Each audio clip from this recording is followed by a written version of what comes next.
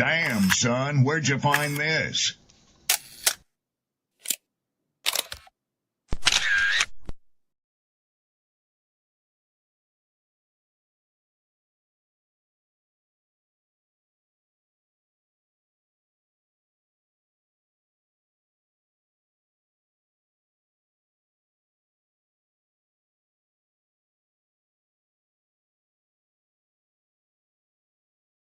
Who taught you to hate the texture of your hair? Who taught you to hate the color of your skin to such extent that you bleach to get like the white man? Who taught you to hate the shape of your nose and the shape of your lips? Who taught you to hate yourself from the top of your head to the soles of your feet? I love people as I meet them one by one. People are just wonderful as individuals. You see the whole... My great aspiration, my greatest ambition is to be so good. Now, in that way, I'm tiresome, as I suppose, to live with, because I want to be a fantastic human being. I am the greatest. We're not disputing that, Cassius, but how does Sonny Liston feel about it? He can't feel but one way, and let's take everything I say and like it. Because February the 25th, I'm going to take back my job. I'm the champ. He's no champ. He's a tramp. When you see men fall, don't laugh. Learn. Learn. Because you're on your way up. And the things that tempt people to fall, you and I are not free from that temptation.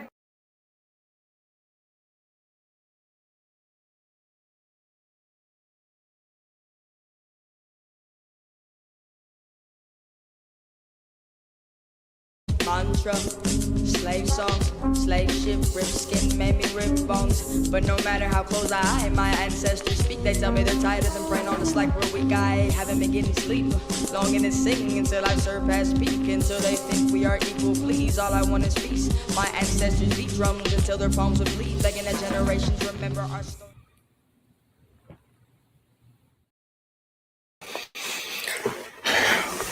Yo. What's good?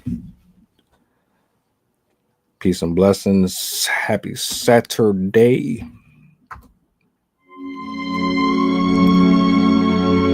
We gotta talk.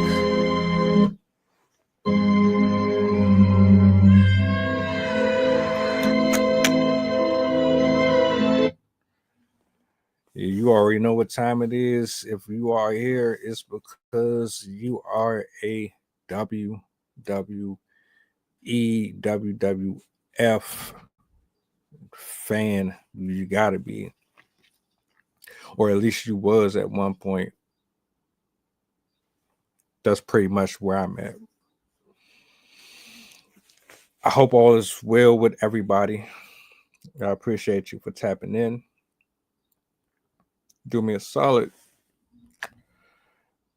because we got a lot to cover here.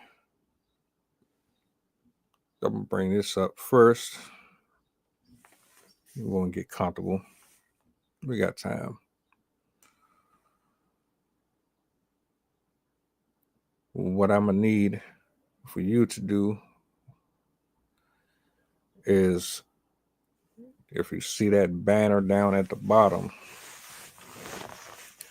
I need you to email, DM, if there's anything, any topics that you would like to see covered. If you want to be a part of any of the panels in the future to come, or you have anything that you would like to see discussed up here, everything you need is down below. Yeah, I respond pretty prompt. Doesn't take me hours, days, and weeks to get back to the people. I'm super responsive,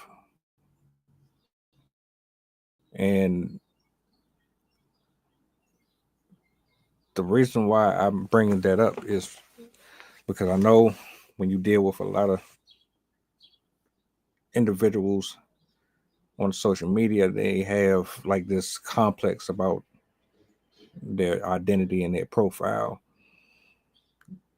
They're above being down with the little folks that have 200-300 followers or whatever, and they don't feel like they have to talk to you for real, for real. I ain't on that type of shit, you know. This though, yeah, there's a reason why we having this one. And honestly, I personally want to get this out the way.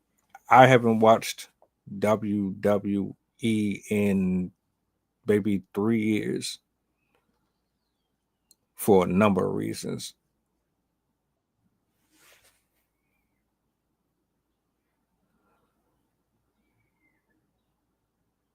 One of the reasons why is because I didn't like the trajectory that the company was going in.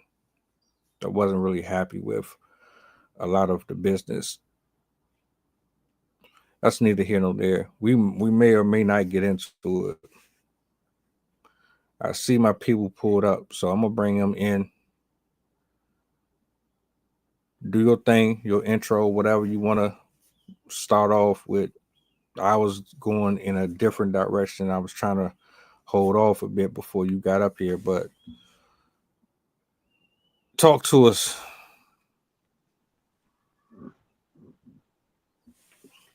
What's going on, old friend? Been a while. Yes, it has. Yes, No, it has. I wasn't going to interrupt. Like you can continue. You can continue whatever you was gonna put on this. You got it. My opening is just me expressing how I fell out of love with wrestling in general. But when it's all said and done, whether or not I watch it now or not, it doesn't change that there was a time in my life when I was younger that this wasn't my go-to program every Monday, Saturday, Sunday, Thursday. This was something that I really had a love for and I had a passion for. And like, I understand eras change, times have to adjust to the way that the world is now. I get that completely. I'm just grateful that I got to experience wrestling when, to me, it was still wrestling and it wasn't entertainment, you know. So that's why this one is probably going to be a little different of a conversation. So that's pretty much where I'm at with my initial thoughts. CENA versus Orton is the overall conversation here. So I'll turn it over to you, man. If you got something that you want to respond to or you want to add on, then do your thing. Yeah. We here to talk about rivalry. This is the rivalry. You know, this right here, these two individuals that we are about to discuss today represent an era in time. You know, especially an era after another era that just ended. This is gonna be different. This right here is gonna be different because here we go. We got CENA versus Orton for the very last time tonight. The end of an era, the end of a rivalry. This is the last time we're gonna see it, and all I'm gonna say is, for me and you, we go back to the old WWF. We was in the old WWF. We watched all the old, everybody before them too. let's start with that. Everybody before these two gentlemen right here, we came up off that. That's what we remember. Going off the what's that? The attitude era. That's something that me and you can remember like it was just yesterday. Even though we talking about these two right here, the attitude era was it. That was the like to me, because I'm a historian of this. To me, that was the height. That was the max. That was the measuring stick of sports entertainment. That was the measuring stick of what these two gentlemen right here was challenged with. The attitude era. Stone Cold versus The Rock. Those two was the example of what we about to talk about today. Those two right there set the height, they set the bar, they sold out venues, tickets all over the world. Everything that they said on the mic, down to the encounters, down to the championships, everything is sold. So now we're gonna step it up to the franchise. John Cena versus the one man dynasty, Randy Orton. That's what we about to talk about now. These two guys came up right after that era had deceased, came down a little bit, and there was another era called ruthless aggression. Ruthless aggression.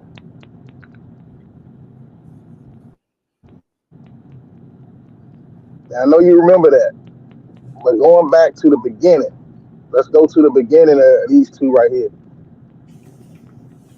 We're gonna be a little, we're gonna be a little biased on this whole segment from the beginning. This gentleman right here have took. I'll give you your credit. He made your pick, and then on my side, I made my pick. And I gotta say that it means a lot to cover this today because you stayed true to yours, I stayed true to mine, and here we go. The end of a rivalry. To me, I just feel like these two had a lot of pressure on them coming from that attitude era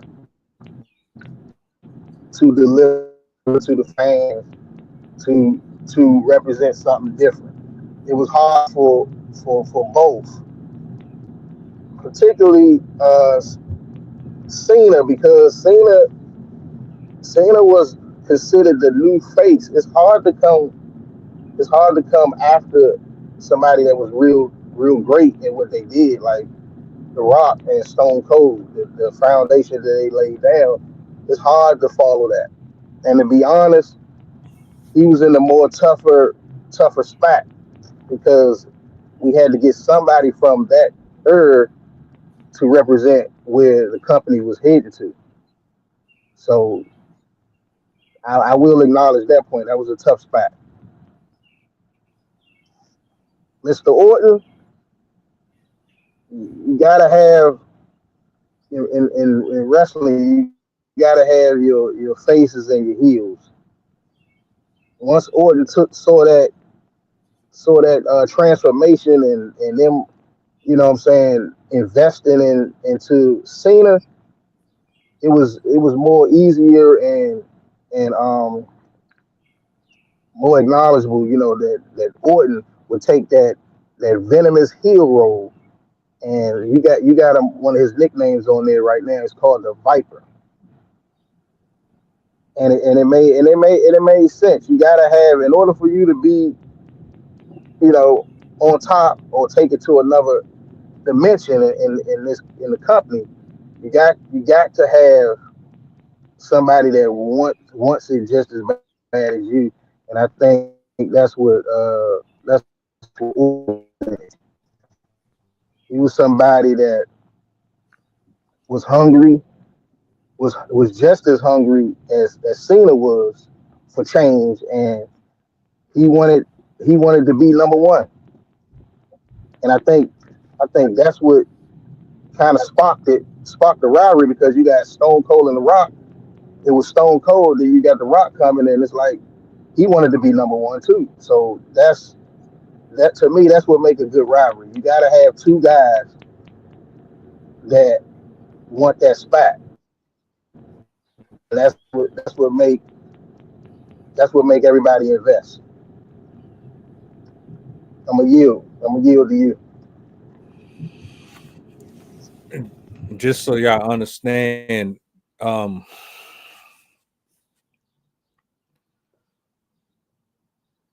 thing that I enjoyed about the company itself was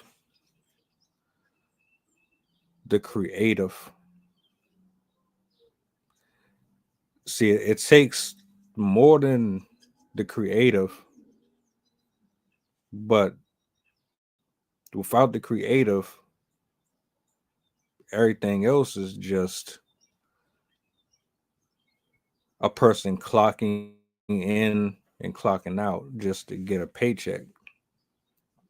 See, if you don't have the right person creating the stories and the story does not align with the personnel associated with the story, it's going to fall flat. And in my opinion, before the introduction of Orton and Cena, they had people that could have picked up, but they didn't want to use those people. Now, for what reasons? I'm just going to associate it with favoritism. I'm going to associate it with politics, because I honestly believe there were other individuals who were capable of doing what was necessary. They just didn't believe in them. But that's a side quest conversation. You To mind talk giving about the people an example? what I'm talking about is you had Kurt Angle, you had Edge, you had He was a champion. the roster. The roster back then had a deeper locker room Tyler Poole. of guy. Hmm. It was not like looking at an NXT roster, because NXT didn't exist then. That's how much depth, DEPTH. That's how much depth that locker room had. They didn't need to have one of those side shows, because everybody that was on the program then could have been swapped out for main event spots. You had people who had more eyes on the Intercontinental and the US championships at times, but they never excelled past being an Intercontinental champion. Such as But they were good enough. Mr. Perfect.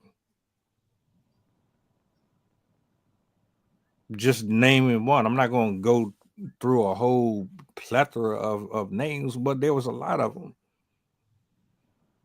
Hell, the Intercontinental lineup in general. If you can name a champion back then that was an Intercontinental champion, most of them, not all of them, I'm not saying all of them, but a large majority of them could have easily been a heavyweight champion. It just didn't work out that way. But to go back over to the Cena Orton thing, and I'm unbiased. He doesn't think I'm unbiased. but I'm pretty unbiased.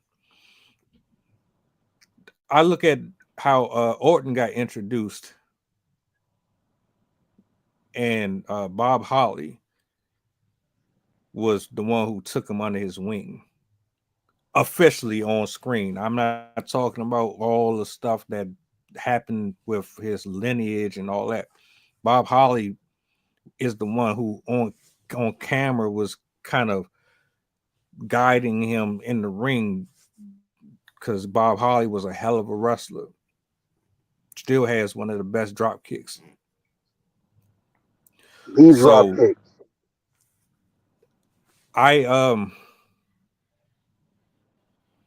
When I was following that career or how it started off, I knew if anyone was going to bring it out of him, like get him better with his wrestling, it was going to be him.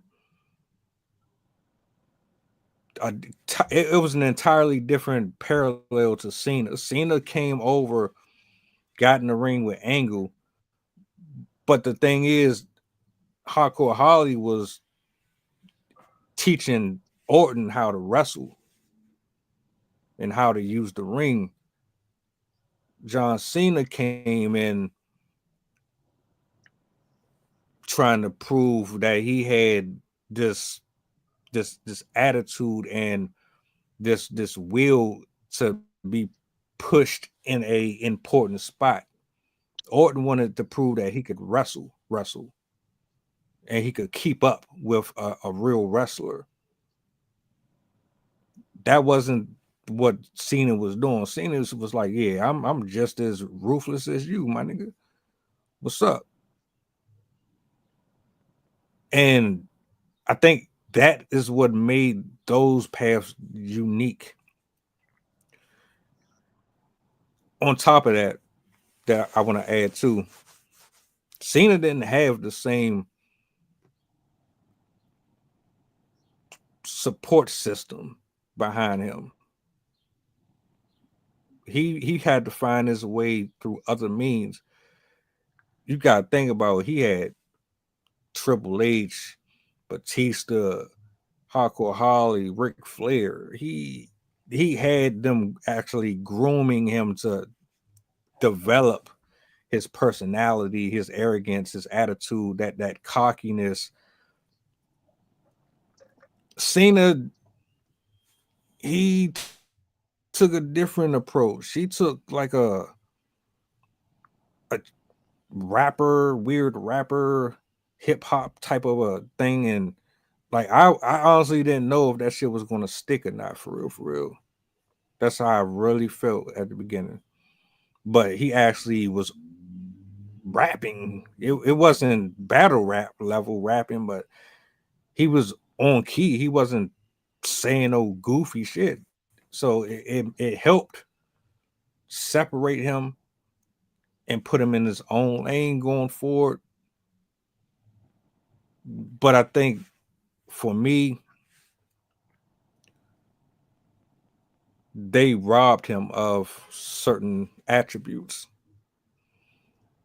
Orton got a taste of both worlds. Maybe we can talk about strength and weaknesses moving forward throughout this. But I noticed that in one area, Cena was strongest with the microphone piece, and he did just enough in the ring and outside of it to give you the impression that he had longevity behind him. Not to mention his work ethic. It wasn't like the man was lazy. You know what I'm saying? Orton was more or less,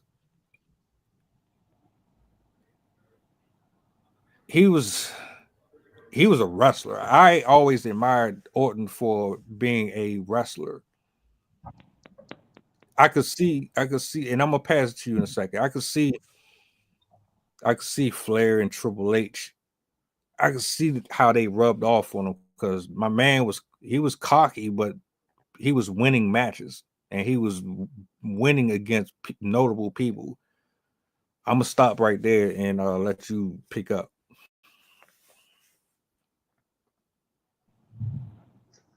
Okay, I heard everything you said, and you made some valid points with both Cena and Orton's career. But to take you back, the unique thing about these two compared to, when you go down memory lane real quick with Austin and The Rock, you got Brett and Shawn Michaels, you got Flair and Dusty, you got a lot of rivalries. But what's unique about these two right here that's different than all the rest is that they had to come up, they like had to get it out the mud to get to this day right here that they about to close this out. They got it out the mud.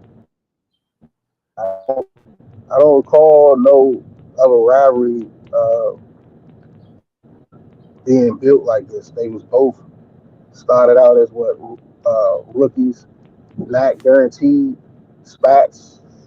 You mentioned NXT, but before NXT was built off the expansion of what these two came from. These two came from OVW, Ohio Valley Wrestling, and back then that was the NXT. That was the first NXT, and it wasn't guaranteed that they was going to be on the main screen. And you had all these great. They showed some footage. All these great epic encounters between Batista and it was who else was on it? Brock. Like that was their class. John Cena and Randy Orton, that was their class. So starting out with that, starting out with that, they that's what's so unique about them. Now, John Cena was also chosen. Like I spoke about earlier, he was the one that Vince McMahon chose because the company at that time they was starving for a new guy. They was starving for a new star, and there was a lack of building names. It was a lack of building new stars. So if you think about it, if you go off the Attitude Era and you take the top stars, which were Stone Cold, The Rock, Undertaker, Triple H, those guys right there, those were considered the cornerstones of the company, and they was the one that generated the money and brought eyes to the TV and all of that. So he was trying to make a new gimmick and new characters and stuff like that. So with John Cena, going back to the strengths and weaknesses that you mentioned, Cena was a hard ass worker, man. That's one thing everybody, you know, always said about John Cena, and they still say it to this day. Cena was a hard ass worker. He knew from OVW just how talented Randy Orton was, just starting out as the beginners that they were. He was looking at his moves and the way he moved in the ring and all of that, the X's and O's. Randy Orton is about the X's and O's because he come from a lineage that was all about that.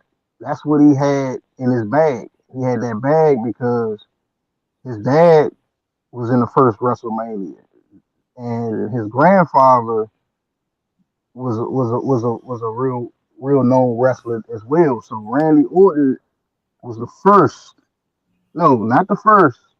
Randy Orton was the second because The Rock was considered the first, but Randy Orton was considered the second, third generation wrestler in WWE history at that time. So when he came in, it's a different persona with Orton because he coming in off his family's name.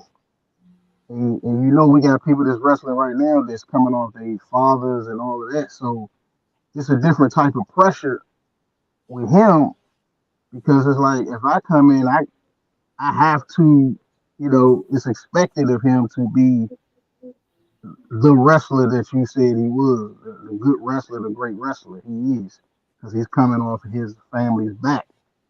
Cena didn't have that pressure. He didn't have that type of pressure.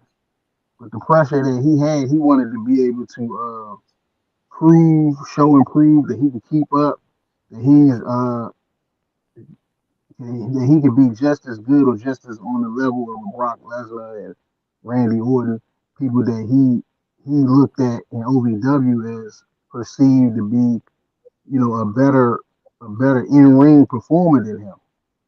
So that's when, to me, John Cena came with the gimmick because he like he didn't think he could keep up far as in ring with them. So the gimmick is what gets you going because you gotta have the charisma, and that charisma was John Cena's Walk of Fame. That was his shining armor. When Cena picked that gimmick up, getting it from if people remember the rapper Vanilla Ice, he was considered the Vanilla Ice of the WWE at that time. And his style was different than the average wrestler. He wasn't all about the X's and O's. He was about rapping. He was about getting you off your game, talking on that mic. And once he got the people behind him, he got the people believing in him and stuff like that. And he still bust ass in the ring too to prove that I can at least keep up with these guys. I think that's what really, appeased and stepped Cena's game up to the next level. To be in the ring with people like he's in the ring with people like Rey Mysterio, Edge, guys that were veterans at the time, and they were guys that took Cena under their wing a little bit. They believed in him a little bit, and they did matches together. Once you get that type of rub with other stars, to me, watching this business, you know you're going to be a big thing. Like Orton and Batista was with Triple H and Ric Flair. Once you put those younger guys with a well-seasoned vet, that's your future. That's how the business is. That's your future. That's who the company is like looking at to take over. So Cena had that match, that encounter with Kurt Angle. He damn near beat him, but what stood out to me wasn't just the match with Kurt Angle. It was the match after after the match. It was the respect that he got from the Undertaker. That was the beginning of John. That was the beginning because Undertaker didn't do that with very few. And when he shook John Cena's hand, to me, that was when it was like, okay, that's the one. He's the one they looking at. That's money. That's the rub that I was talking about. When they make a young star interact with a big star, that's called a rub in the company. When you get that type of rub, that means it get the fans to pay attention to who that person is.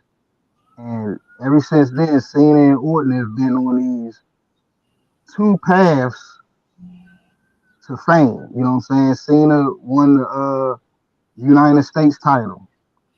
Randy Orton won the Intercontinental title. Then Cena went and beat JBL and won the WWE title at WrestleMania. Randy Orton was considered the youngest world champion in history. He beat Chris Benoit.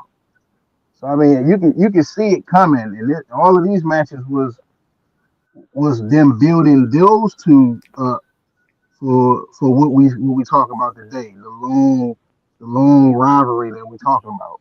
You got it.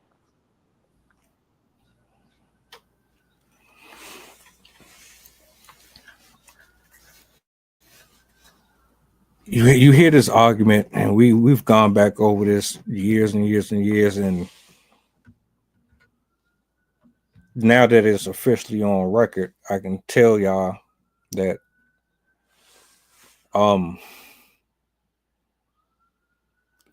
CENA making his last run in the company is bittersweet to a lot of people. For me, it's no more or less closure. I already got to experience the best from him and everybody that I grew up on. So I'm not really affected or bothered by any of the things that are happening right now, because it's a transitional phase. It happens with everything. Call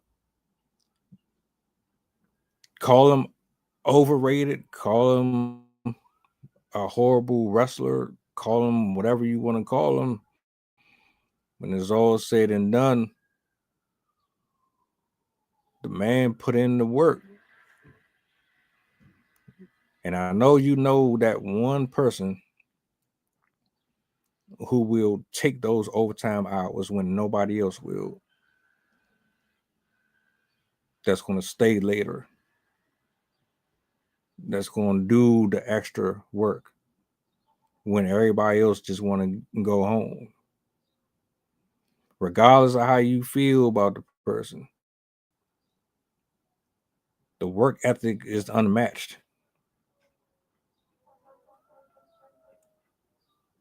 Call it tainted championships. Call it what you want. At the end of the day, he put in the time. He gave a lot of his life to the company. And this heel turn could have came at a better space, in my opinion. The people were already torn in between hating you and liking you, even though you done did all those make-a-wishes, even though you done did all of these charities, even though you done did all of that.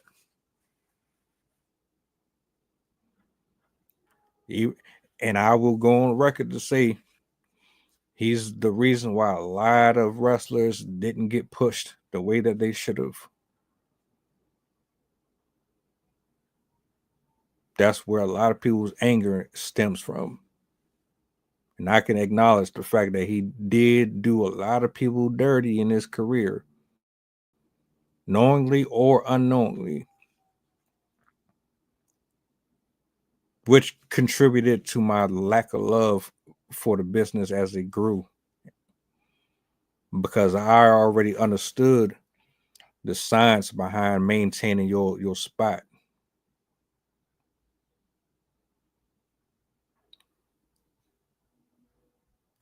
It doesn't really make a difference how I feel. The fact of the matter is, if your boss calls you and your buddy into the office and he's saying, look, I need somebody to stay 8 more hours, 6 more hours, and you decide that you don't want to stay them extra hours, and he does, don't be mad when the money goes into his checking account. Now, am I justifying the corny shit that he did? No. I think between him and a number of other entities backstage, they all contributed to the quality of the product to end up being poor the way it is.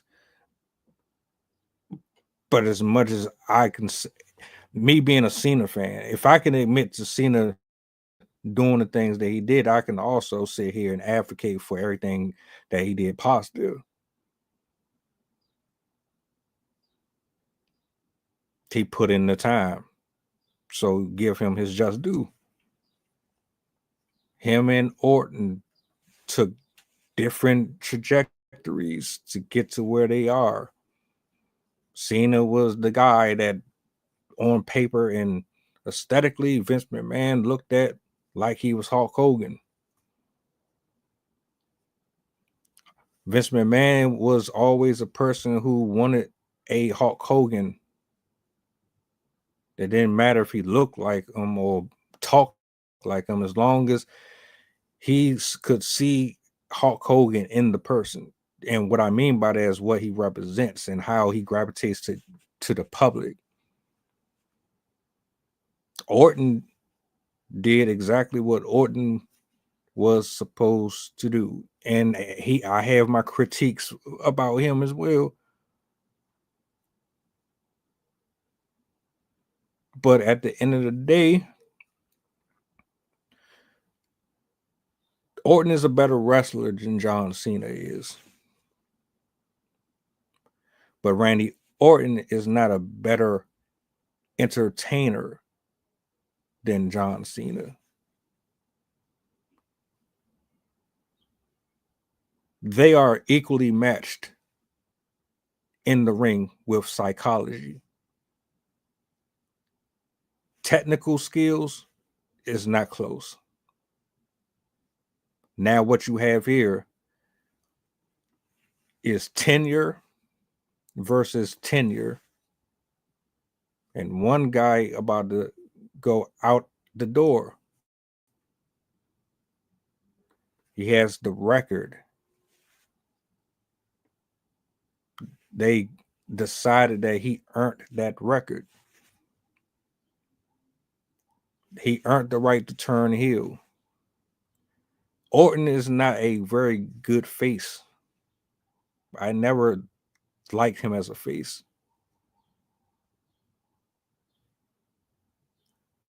That's unbiased opinion. Orton to me is a better heel than he is a face. Cena is a better face than a heel. If Cena was doing the word life little thing here, I would have respected that more. I'm not really into this heel version of him. And I think a lot of that attributes to the fact that, yeah, he can do this without The Rock being back there with him. He don't need him following him around every time he come out to the ring to talk. But this is going to be an interesting match. I don't know if they're really putting the level of importance around it the way they should, but it's going to be a good one based off of my memory and how they book these shows and how they've always booked these matches. They always allow one person to get out on the other person for a couple of weeks, and then when the match always comes around, it's controversy. Either they're protecting him from losing or they're protecting the loss and protecting the winner so it don't look super horrible. Ultimately, it's going to come down to what they decide, honestly. What they decide to do. How do you want to close out the chapter of John Cena? Who has more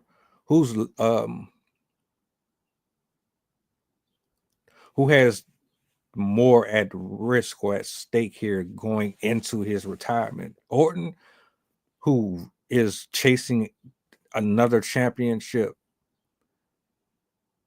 or I mean Cena, who wants to go out with a specific goal, and that's to pretty much tell y'all shitted on me, didn't appreciate me, so I'm about to shit on y'all with this belt.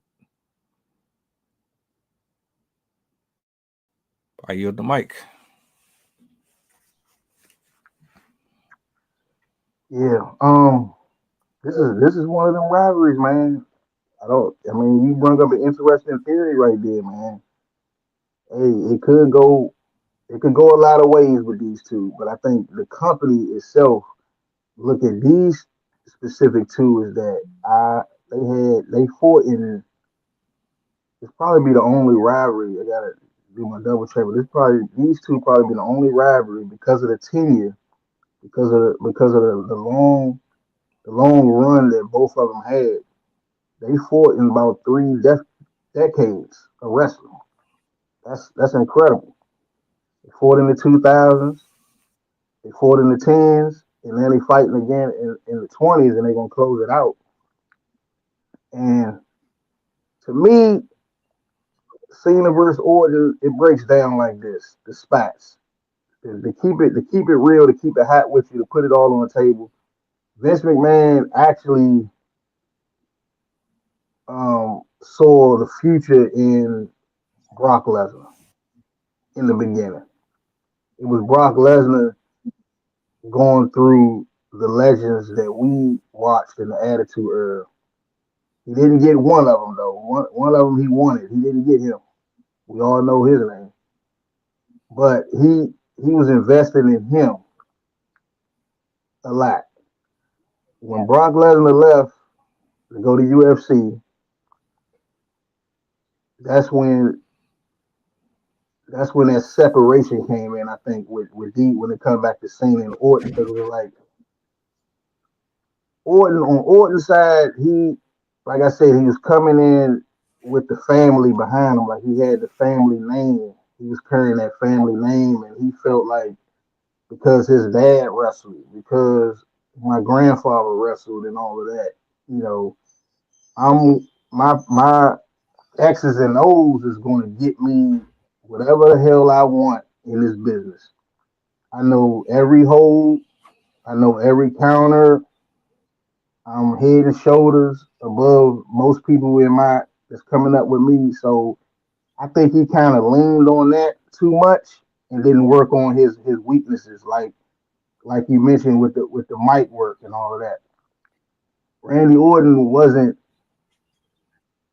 as talented on the mic. He was a man of not too he didn't have many words on the mic, and I think that's what kind of hurt his push a little bit when it comes down to him being chosen. And Cena knew his weaknesses in the ring, but what he did was he didn't goof off and all of that. So his determination, he had determination, but the main thing that Cena had that separated him with these two here, Cena had the discipline that Randy Orton wasn't showing at a point in time when they were younger. Randy Orton had a lot of growing up to do. Randy Orton wasn't as mature as John Cena. And I think that's what separated them two. That's what pushed Cena to the spot that he got with far as like he the chosen and Vince McMahon seeing everything in him and all of that. They couldn't rely as a company, they couldn't rely on Orton just because he's so damn talented in the ring. That wasn't enough. That wasn't enough being good in the ring. You can be okay in the ring, like John Cena, he was okay. They call him the five moves of doom, but I can rely on this man. So I can deal with he don't know all the moves as Orton because he's a great talker. That's what sells. Orton didn't have that, but he was determined. His determination and his discipline is the reason why John Cena was pushed. He was always available. And I think when it comes down to this, when it comes down to these two right here, with this match, John Cena, this heel turn, with John Cena is whack. I'm not gonna sugarcoat it. It is whack. I like what you said. The Doctor Thugonomics way better when he was a little more. And John Cena going out. The only thing about this match right here is that if you look to the roster, if you look down the line, to me, I don't see nobody that's deserved to close the chapter with John Cena than Randy Orton. Their careers are parallel. It's just the way it is. They like you said, they put in the work. They put in the years. They didn't take breaks. They didn't go do other shit. John Cena did a little acting, but WWE was their life. You know what I'm saying? John Cena said it. Randy Orton came out and said it. You know what I'm saying? They put a lot of work in their craft, both of them. And I just feel like when it comes to this particular match, you know, it can go a lot of ways. We'll see what they do. John Cena, when John Cena step away from this business, it's gonna be like Randy Orton don't have that dancing partner no more. It's not gonna be the same no more. Because even though you might I look at Randy Orton like he might got more years than John Cena, but it's gonna be kind of pointless because you're not gonna have that guy, like I mentioned in the beginning, to push you to keep going. John Cena pushed Randy Orton. Randy Orton brung everything out of John Cena. He brung the best out of John Cena. And you only get one of those in your career. And I think that's what both of them mean to each other. You know what I'm saying? They pushed each other to be where they at. That's the best.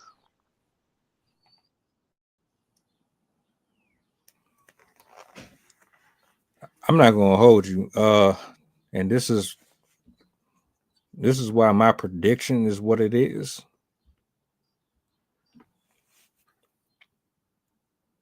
To put all of this pressure on this match is unreasonable and is kind of unrealistic because with all the history and all of these little fun facts, and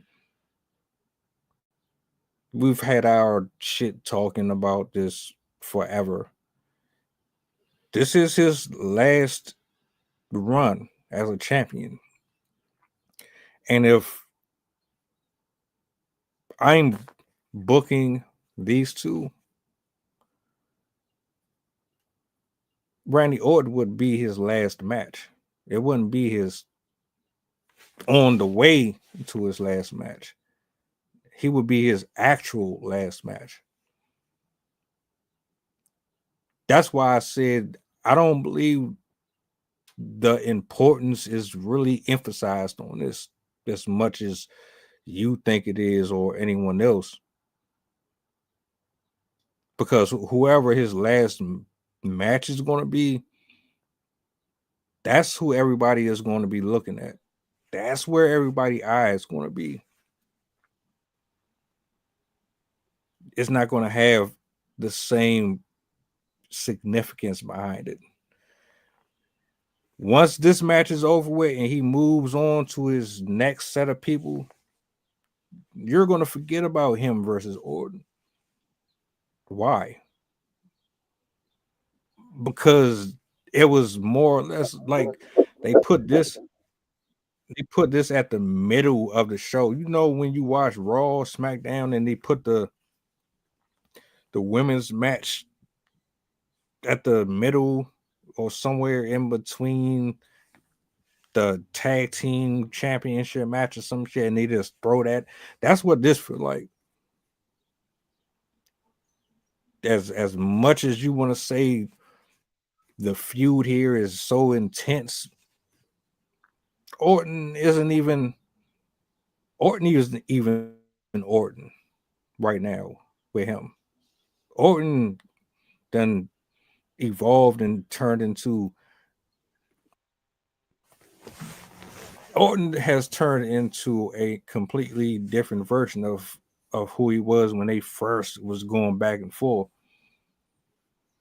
So it doesn't have the same feel to it either. There's like those two things I'm nitpicking at, because I really believe if you want to say this is what it is, then they should be the last to go at it. Put everybody else, put Cody there, put Edge there, let Edge come up. I don't know, whoever they decide to line them up against going in. Orton should be the one standing at the end. All right, now you got to come see me. That's how I should go. So, with that being said, I got Cena winning this match. Don't get it twisted. And I got him winning the match because if he's going to lose the title, because his goal is to shit on the company and the fans by taking the title with him. If Orton was going to be the one to stop him, he would have been his final opponent. The final opponent is going to be the one to take the title if anybody's going to take the title. That's how I see this going. Cena is not losing until he gets to that final person. Doesn't make no sense for him to lose it now and then still wrestle moving forward against people. I yield the mic. All right. So Cena and Orton. I hear everything you said about Orton should be the last opponent. I do agree with that. I mean, if I was booking it, I would have went that route. But now that I'm looking at this whole thing playing out, it's like, okay, the reason why Randy Orton is John Cena's opponent now, and it's for the title and all that now, because the pay-per-view that's going on tonight, it's in Randy Orton's backyard. It's in his hometown. Everybody, I think they emphasize that it's in St. Louis. That's where Randy Orton's from. Cena, with his last run, he's trying to do what you said. He wanna maneuver on the whole business and everything like that. I get it. Randy Orton is representing his lineage, granddad, father, and everything like that. So I see it playing out a little differently. I'm gonna have to go with Mr. RKO himself, because when it comes down to the history of this in the ring, Randy Orton's in the ring and in this business, he's been a little bit more focused in the company than John Cena has been lately. I'm gonna say that. Cena's been lately. And Orton has a deeper bag. He got a deeper bag than John Cena. We know that. And I think if it's anybody that's going to stop Cena,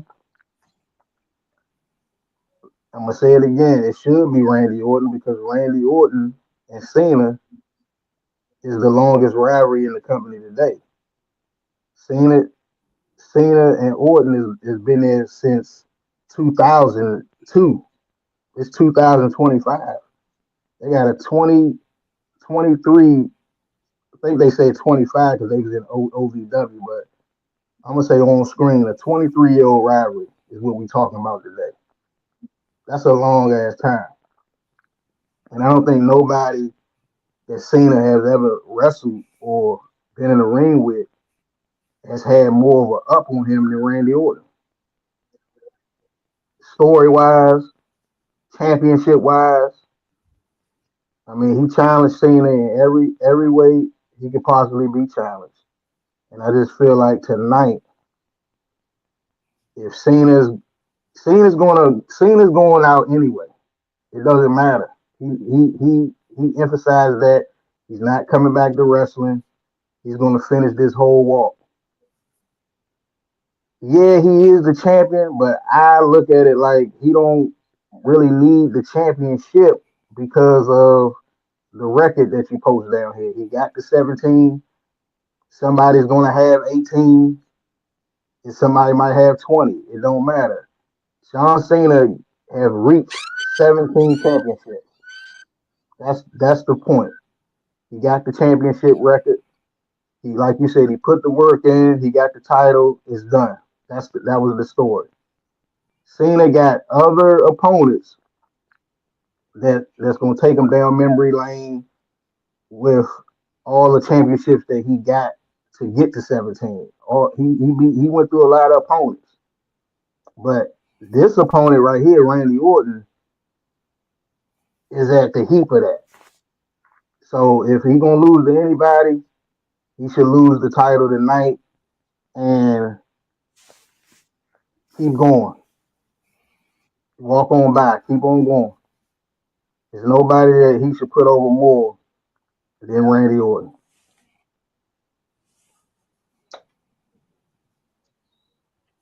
See, I know you're speaking from a place of bias, and I get that. I understand it. Trust me. I know that's your boy. That's your boy. He has more.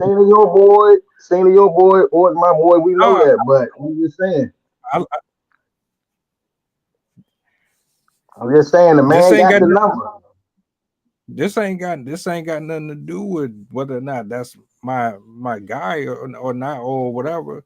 This is about the fact that it's corny to put a title on him and then he lose it within a week. That don't make sense. That's horrible booking. The importance of the 17 alone is like the Undertaker, his undefeated streak. Do you really think Undertaker was going to lose the day after he accomplished such a fucking monumental achievement? No. Everything about the undefeated streak was a title by itself. The 17 is the number itself is a title alone. They're not going to just kind of shit on that, dismiss it like, oh, it's just 17. He can go ahead and drop it to Orton. And then now what do we do with Cena later? He keep going. Keep going how? He still gotta go. This is a Hall of Fame walk by. Like he's going down memory lane with these months. He only got 20 dates. He's not gonna be on every show. So you might as well book him in matches that's nostalgia to the fans. That's how he should go out. That's how I would book Cena. He don't need the championship that he's gonna have to give back anyway, because he's not gonna lead the company with the and I said that, but he's not losing to Orton. No way. He just got the belt. He's not about to lose it, right? That's John Cena. This ain't Dolph Ziggler, nigga. Yeah, this is a different version of Cena though. It don't matter. It's not Dolph Ziggler. It's not Kofi Kingston or somebody like that. Okay, and he in there with Randy Orton, somebody that looked at him head and shoulders since he came in the company. It wasn't like he was aloof. He been looking at John Cena in his prime. Orton was in his prime. Let's this ain't do this. Just anybody that he's gonna drop it. Let's you making it seem like hold on a second. let's do this. Let's grade Orton and Cena on their character gimmicks right now on a scale of 1 to 10. Let's rate Orton as a face, 1 being horrible, 10 being one being horrible, 10 being a fantastic face. And then let's do the same thing for Cena. And let's figure out who is faring better doing what in that area. And then we can move into the other aspects of it. Because I really want to break this one down. So on a scale of 1 to 10, we'll start with Cena. On a scale of 1 to 10, where do you rank him right now as a heel? Probably about a 6. Okay. I give him a 6 because the thing with Cena, he was a face longer than he was a heel, but I give him a 6 because it's like he has a heel. John Cena has a heel persona in him. If you look at a lot of faces in the company, if you look at some of their mannerisms and shit as a face, you can see some heel in faces. So when I look at John Cena, that's what I see. I see somebody that you've been good so long, but you've been bottling up all that, you know what I'm saying, that rage and shit. Because the fans didn't like you, cheering for you, and Cena sucks. You know what I'm saying? Let's go, Cena sucks. All that builds up. So what I'm saying is, if he would have did this when he went against The Rock or something like that, then that would have been the time to do it. This right here, you know, it's his choice. They gave him a choice to do this, so this was his choice. But it's not the best heel work that he done. 6.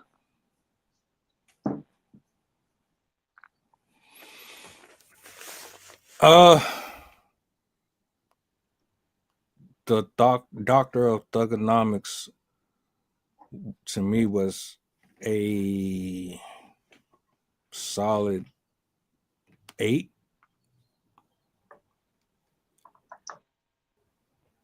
This heel version of him is absolutely a 5.5, 6.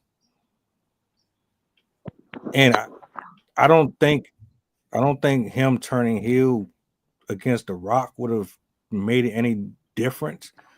The reason I give him a 6 is because I don't like the direction that they went. They should have went with the Doctor of Thugonomics. They should have had his music. They should have had his music. They should have had the chain and all that. That's what he should have came out to. So he loses points just off of that alone. If they would have gave him that, oh yeah, it would have definitely been a solid 7.5 or 7. I would have pushed it. I would have pushed it to an 8. But if the reason why I don't, he wasn't in the Hollywood. You know what I'm saying? That Hollywood shit fucked Cena up to me. Because I mean, you coming back, you know what I'm saying? It's like if he was in that. When I look at Cena, I look at him still in that championship. He was in that championship mode. Like prime Cena was locked in. Like it wasn't no other gold he saw. And since him coming back, he made a few comebacks. You can kind of see it diminished the hunger a little bit. It diminished a little bit, and it's like if he would have did it with The Rock, I think it would have. I think it would have got over because he wasn't. He didn't step all the way into the acting at that time. That's why I said that. It wouldn't have made no sense though, because nobody was fond of The Rock. They were they liked The Rock because The Rock is one of them people who can come and go, and you can hate him and love him at the same time. Everybody can't do that shit, just like Stone Cold. Yeah. Cena, his whole argument was The Rock turned his back. But The Rock didn't come off to me like Hollywood. He still looked like he was a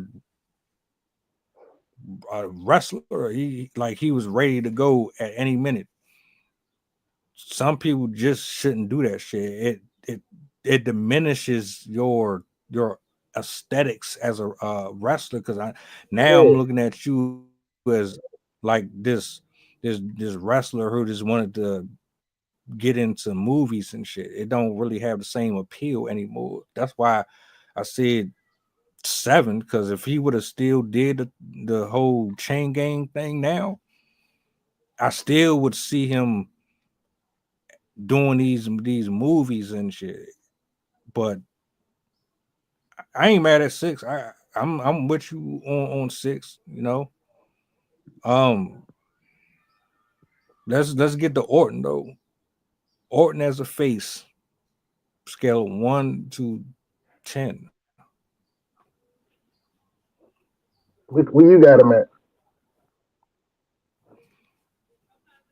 See, I'm gonna give you mine, but I don't want to affect your rating of him. I want to hear your rating of him. That's why I asked you about Cena first.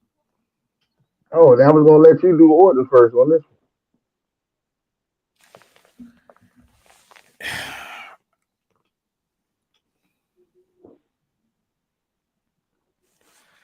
If I'm all right, as a face, Orton is about a 4, 5. I just don't. I'm gonna be honest. When I see Orton, I see him RKOing Stephanie McMahon. I see him punting Stephanie McMahon in the head. I can never see Orton handing out high fives to kids and cupcakes and doing all that friendly shit. That's not something that I ever associated him with. He has spurts of moments. It's almost like, what's my man name? He was a wrestler that had like he was a real good technical wrestler. He kind of looked like the man that lost the title to the Uso. He kind of looked like him. Johnny Storm, Rain. Dang, I wish I remember his name, but they always called him boring. Stone Cold used to fuck with him all the time. Oh, Lance Storm. Lance Storm. Yeah. He Randy Orton got that Lance Storm type of like thing with him, man. Hell of a wrestler, but when he started he started talking, yeah, it's like Lance Storm. Thank you. That's exactly what it was. I think that was real disrespectful while we on there, but it's all good though. It's all good. They're gonna buy us. It's coming. It's coming now. Nah, I'm dead serious. Lance Storm, I said every time Lance Storm talk. You gonna say he got Lance Storm? I mean, come on. Shit, I wouldn't do that. I wouldn't do that. Punch people in the face. His talking, Randy Orton talking was not appealing though. It wasn't appealing, but it wasn't Lance Storm.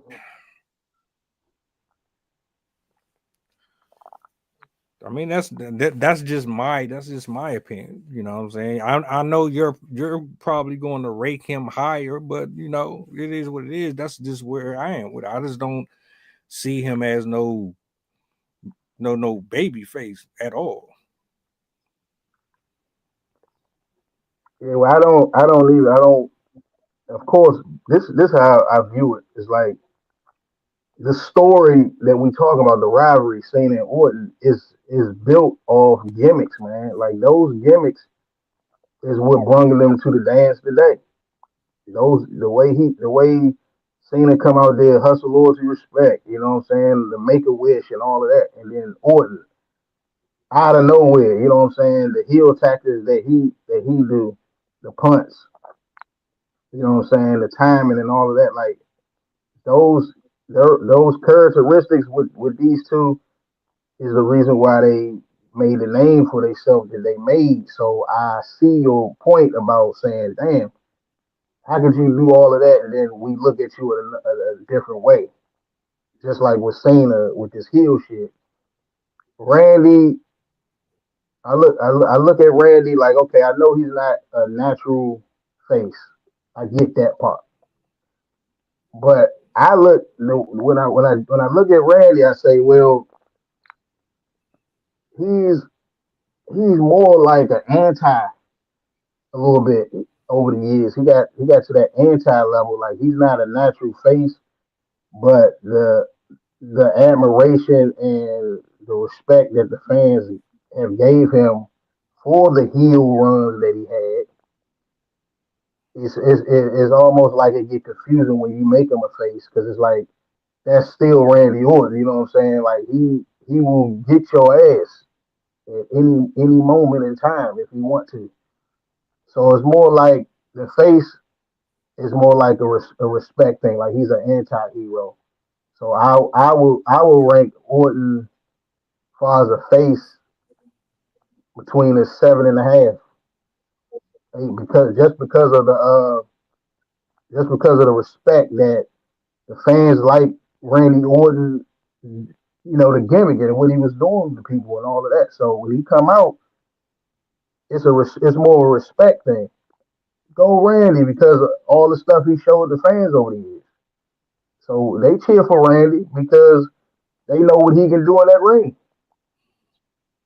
It's more, some people get cheered for what they say on the mic and they don't do much in the ring, but Orton is one of those people that they'll cheer loud because they know what he can do in that ring and the fans believe that shit. So with that being said, yeah, I got him 7.5, 8 between those.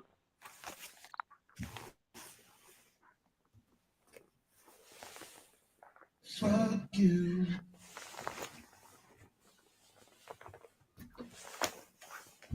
Hey, I mean, the way I said, you said it earlier. You said I don't watch the product. I dropped out of wrestling.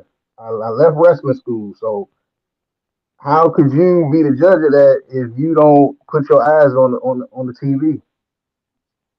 Hell, Bro, come on, man. Stone Cold have did some. Stone Cold did some babyface stuff, and it's like the character that you in.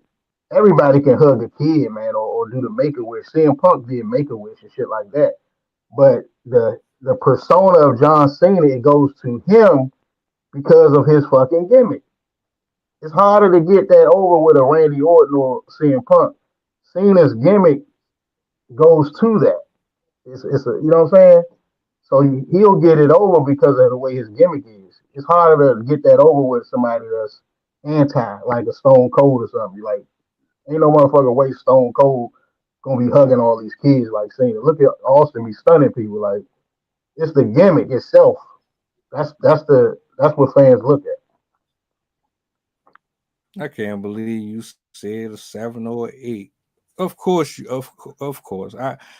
That's why I wanted you to go first anyway, just so you can get that bullshit out. Now, at least I was being fair and honest with my assessments. Hey, I gave John Cena a 6. I gave Cena a 6 though. His Yeah, shit was like 4 or 5. yeah. I You gave gave Cena a him 6 a because 6. the reason why I gave You're Cena a telling 6. me that Let me tell you why I gave him a 6. It oh, was really lower than that, but because I gave Cena a 6 because Cena has been known for getting shit that he didn't like, and he turned it into something better. So I was like, because Cena got a track record of that, even though this is a lame ass heel run, I'm going to give him a 6 because of his track record. It ain't like he barf on everything he get. So I got to give him that. and how convenient that you gave Orton 2 more points higher than him.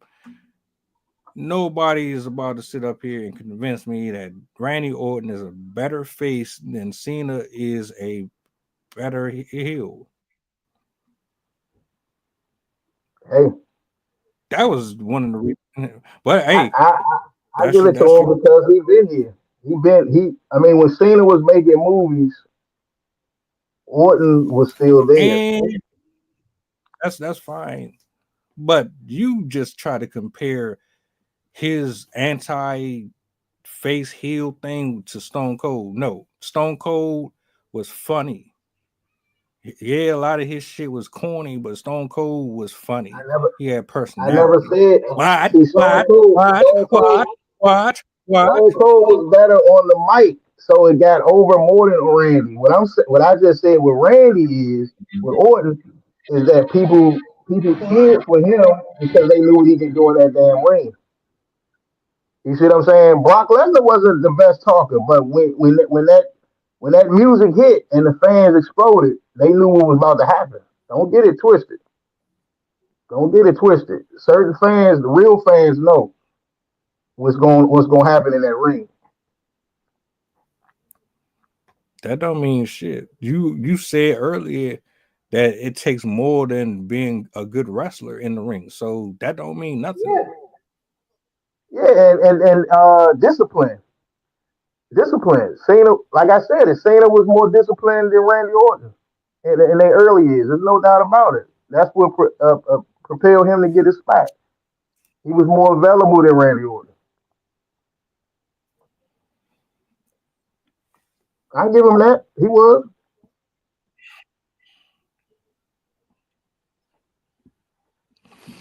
You know what's interesting here? You admitted, and you can rewind this footage when it's all over with. You admitted that John Cena is better on the mic than Randy Orton. So, if that's the case, who do you think is doing a better job at their gimmick? I don't have to watch wrestling now to know that Orton is still Orton. He might have raised his octave level a couple, but he's still Orton. He still talks the same way. I know he does. Nothing is that You different. haven't watched. You haven't watched.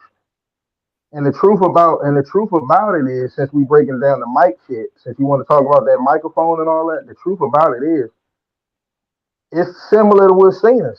Cena was told that he can't wrestle, but yet and still, you know what I'm saying, he wins championships. Yet and still, he gets main event spots and slots and stuff like that. And But yeah, you, but you, but I would you know why? consider that. I would consider that because more of the mic work and pushing that gimmick. When it comes to that in ring, Orton, that was his strength. We already put on the table that Orton's a better wrestler than John Cena. That's no doubt about that. But Yeah, Randy Orton had to but you work on know, his Randy Orton had to work on his weaknesses. And what his weaknesses was the mic. So what I'm telling you today, sir, because you don't watch, you haven't watched, and if you did watch and compare to then, you will see that just like with my man Roman Reigns, it's a growth on that mic, just like it can be a growth in that ring. You can become a better wrestler.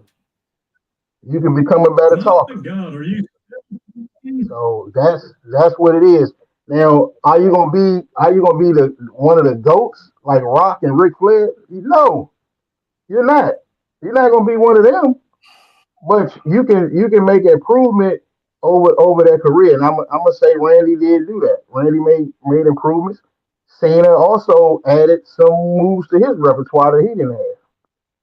So that comes with the tenure that they had. Now, if they didn't have a long career, then I don't think that them improvements could have been made.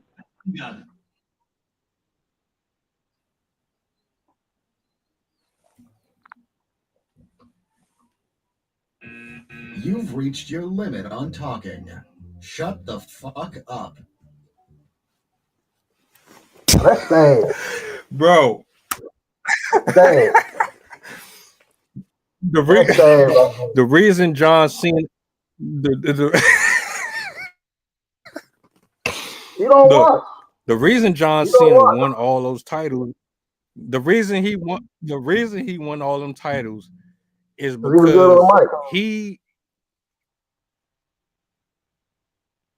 you know how you do rankings on players or wrestlers, and it's like their shooting average is 60%, their guard is this and this. Cena has a even enough balance to where he has ring psychology, he has the mic work and all that shit. That's why he wins how he wins, because he's not just a 100% on the microphone and 0% in the ring. There's a balance there that allows him to be able said that. I never said that he was 0%. But that's you tried to make it seem as if you tried to make it seem like he didn't have no type of anything. If you go back whatsoever, he just won because. If you go back in time, and you even said it on here, because you just admitted, you also admitted that John Cena buried a lot of people. Like, he was considered the human shovel of the company. We can compare his shit, like you said, with Vince McMahon, and say, hey, I got Hulk Hogan. You said he wanted another Hulk Hogan. Hulk Hogan was the man. He was the guy. But ain't no damn well you gonna tell me that Hulk Hogan was a better wrestler than the guy that you mentioned earlier. He was not a better wrestler than him. No doubt about it. Hulk Hogan didn't have all the moves. Is you crazy? And that's how they looked at John Cena. Cena had enough. He had enough moves, but it's all about what people is into. Because this is an entertainment business overall. It's wrestling, but it's entertainment. And he's a better entertainer that we all can agree than Randy Orton was, and that's what put Cena in the front for. He got over more of the entertainment part. Hulk Hogan was more of an entertainer than the likes of Mr. Perfect and them. Now you got somebody that can do both real well, like Ric Flair did both. He was one of the greatest talkers in the history of wrestling, if not the, and in the ring. It wasn't no bullshit. He backed both of those up. So you don't have too many superstars that can say they were like that. That's what I'm saying. So you either gonna have one or the other. But either one, more about the entertainment, because we talking about WWE, is gonna get over a little more than the wrestling part. You gotta have some wrestling though, or they can't use you.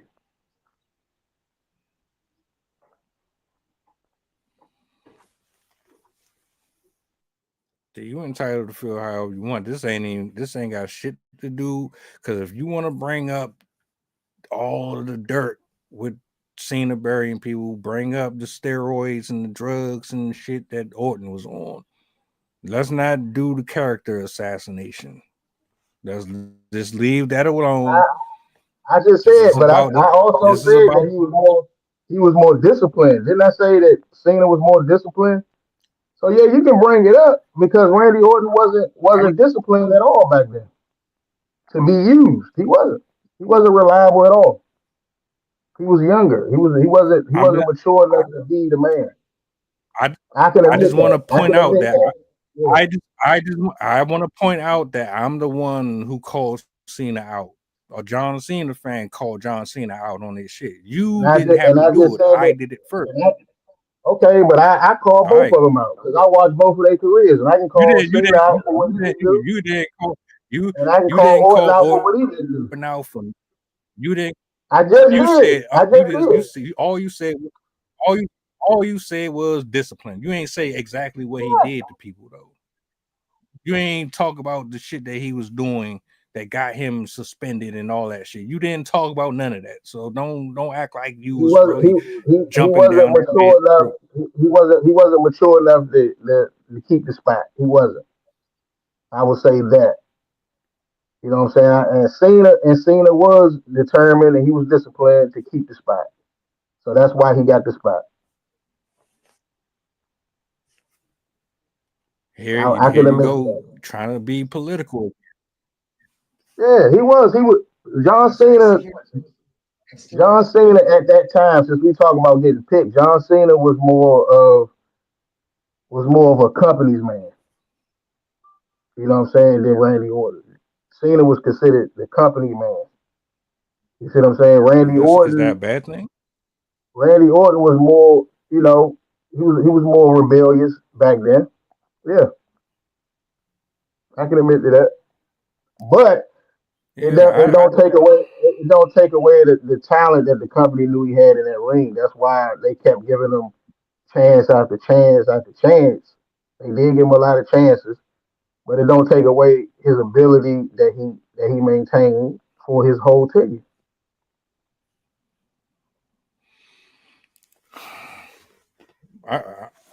let's go ahead and fast forward through this because you're not going to do what needs to be done with that. Bottom line is Cena's not losing, not to Orton. It's going to be somebody else. And it's probably going to be a name that is as big as Orton or probably a little bit over Orton.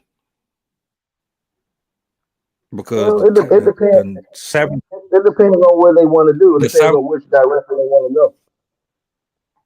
Because if I'm oh looking at this current point, Cena and Orton are considered they're damn near considered fossils now. They are what we like to call WWE's past.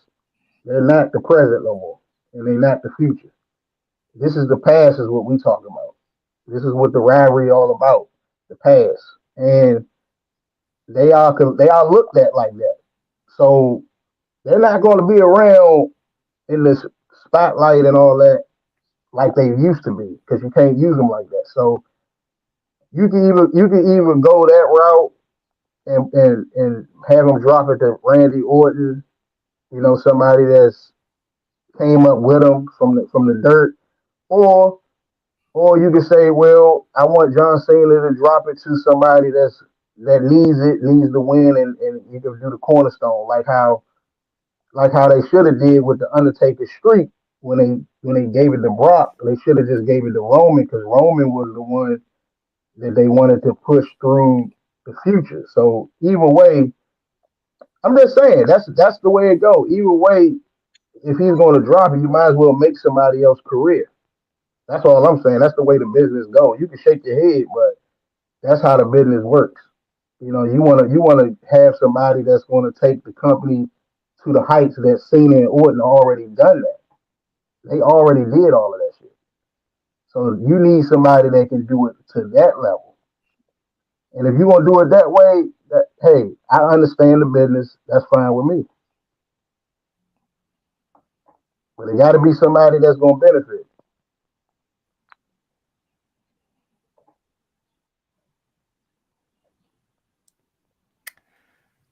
That's a whole entirely different conversation. I'm not even about to go there. We're gonna stay on topic, like you always say.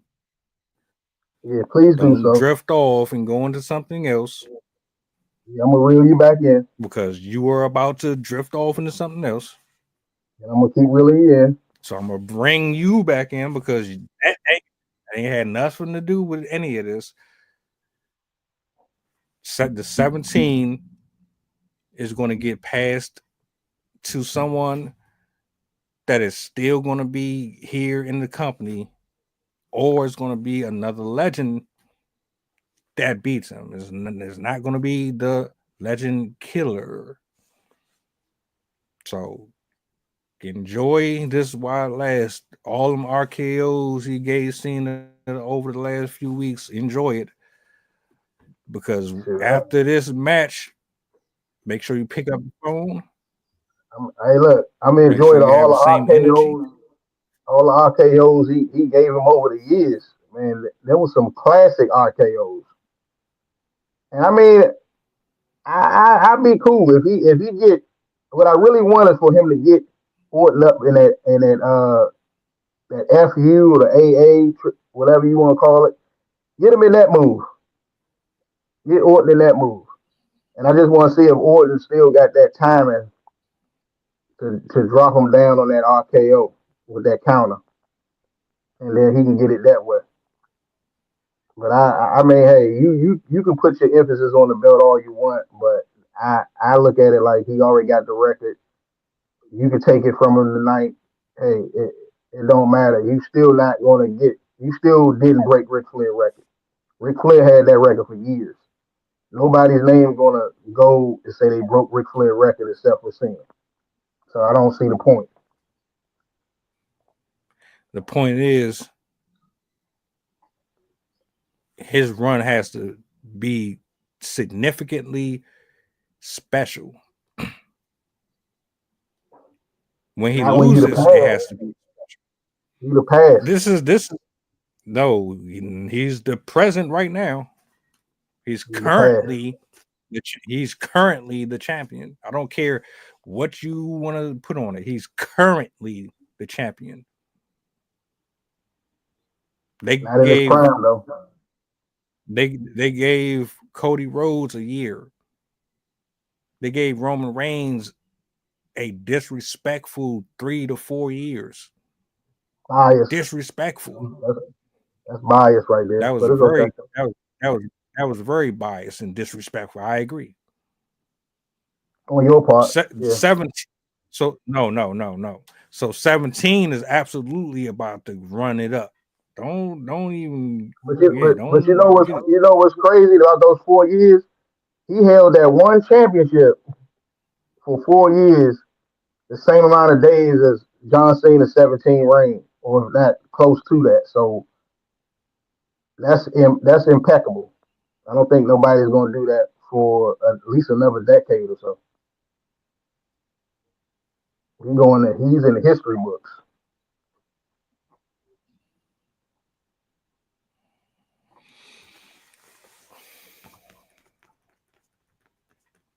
We're gonna see. Like I said, I don't watch no more. If he loses, it don't make no sense to me. So I really don't have him losing the match. If he wins, which I know he is, I'm just curious as to who is going to be on the list moving forward in duration. Matter of fact, as far as I'm concerned, who's the next few opponents that he's got locked in? I'm already looking past Orton. Orton already got the L on him. Like I said before, it's he don't really need the belt to do the nostalgia act. This is his last run, so I think they're gonna go with nostalgia with this. I mean, they might throw a new opponent here and there, somebody that earned the right. Well, they already doing it. They already doing it now. I mean, he fought Cody. He's fighting people that's established and already, got something to do with his career. You know what I'm saying? People that was in his career for all these years. So that's what I'm saying. They can add a future star that they got if they feel like they deserve the spot with him. But outside of that, I think they're gonna go nostalgia, CM Punk, people that Cena have already locked up with.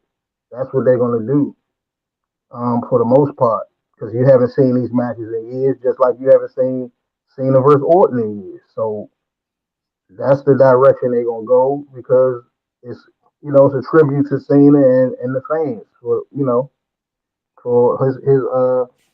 his work he did in the company. So I'm gonna pick CM Punk, of course. Of course, you want to see that match next.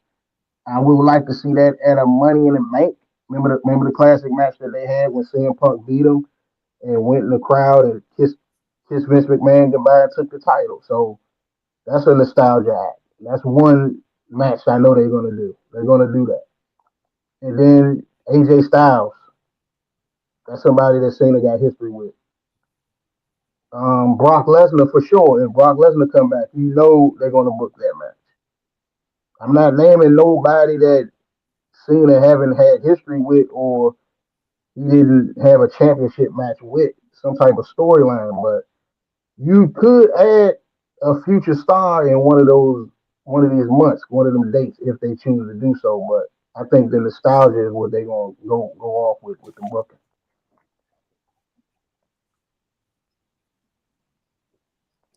Yeah, I think he gonna have. I think every match he has is gonna be a title match. That's how I'm looking at it. It's just gonna be nostalgia. That's the only way to make this run important. Every title match, every match a title match, with every single body that either he hasn't faced yet or he's faced before and he might have lost to or whatever. It's definitely about to be that. That's just my opinion though. Y'all might have a different point of view on that one. Yeah, as long as he fight these certain legends, because at this point everybody that we're discussing are legends. They earned it. They are a legend.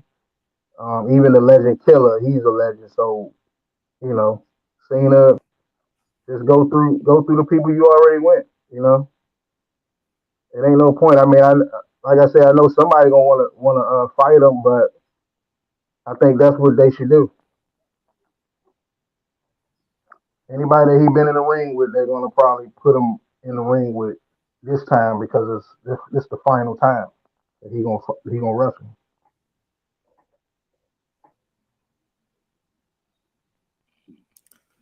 Well, best of luck to both. Best of luck to both. Did we miss anything? I don't want to leave this live if we didn't put it. I think we got enough out there, and we might have left something on the table, but Cena and Orton, man, this is it, man. This is one of them rivalries that's gonna go down in the history books. You know what I'm saying? It goes up there with all the other ones I mentioned for sure. And now we got to look at somebody it got to be a new rivalry. But I'm gonna tell you this, since we talking about them two, I don't see nobody in the company today that has what they had that can take it to that level like they took it. I mean, you can point out a few, but I don't see it. I don't see no rivalry brewing today like how they came up, the way they came up. So I think they need to work on that.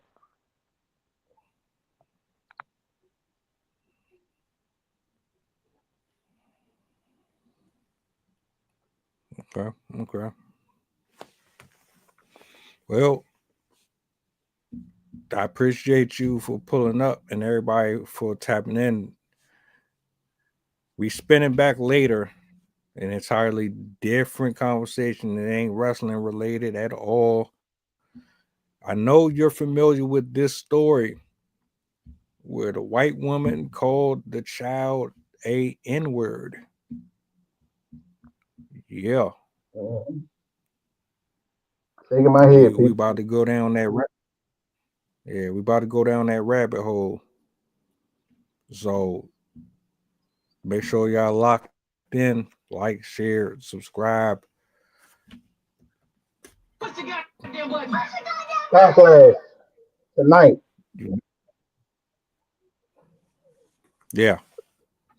Yep. Lock in. This gonna be a I'll goodie. on. All right, man. Well, I'm gonna let you go, bro. I'm gonna get back to this lab work and tap in with y'all later on. All right, let me bring this down here. It's been a good rivalry though. You ain't even tell me how you felt about the thumbnail, man. Oh, I'm glad you asked me. I like it, man. I like it now. Now that I'm seeing the middle, I like it. I like the nostalgia of it because like they fought in 3 different decades, and I like the Dragon Ball Z image with the Goku and Vegeta. That was a classic rivalry in Dragon Ball Z, and I think it's a little nostalgia with CENA Orton too. So that's nice. I would have probably changed. I try to do my thing with these. But this is a good one. It was good. Yeah, I know. Right. All right. We about it here, man. Comments, questions, leave them down below. Who do you have winning, CENA or Orton? Mr. 17 here, man. It's gonna be Mr. 15 tonight. Mr. 15. RKO. Watch your head. Mantra, slave song, slave ship, rip skin, made me rip bones. But no matter how close my ancestors speak, they tell me they're tired of them praying on us like we're weak. I haven't been getting sleep, longing to sing until I surpass peak, until they think we are